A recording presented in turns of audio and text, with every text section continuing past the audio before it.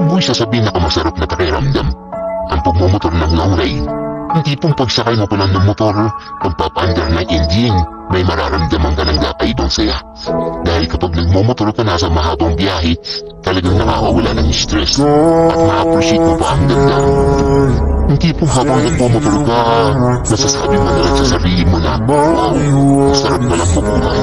Ang ganda pala ng mundo. Lalo na kapag ang panahon mo ay chill lang. I-enjoy mo lang talaga ang buhay. Madami kasi tayo kanya-kanyang problema sa buhay eh.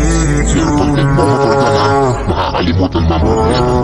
Lalo na kapag maganda ang view, maganda ang kalsada, tapos di mo namamalayan. Nagkaroon ka na pala ng positive mindset. Dahil magkakaan ang pakiramdam mo eh, kaya kapag stress ka na, kailangan mo lang din talaga minsan ng mahabang biyahe bilang isang pahinga.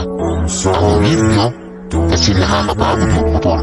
Pero ito yung pahinga na gustong-gusto ng marami, pero sasabihin ko sa'yo, hindi katawan ang napapahinga kapag nag-long ride ka.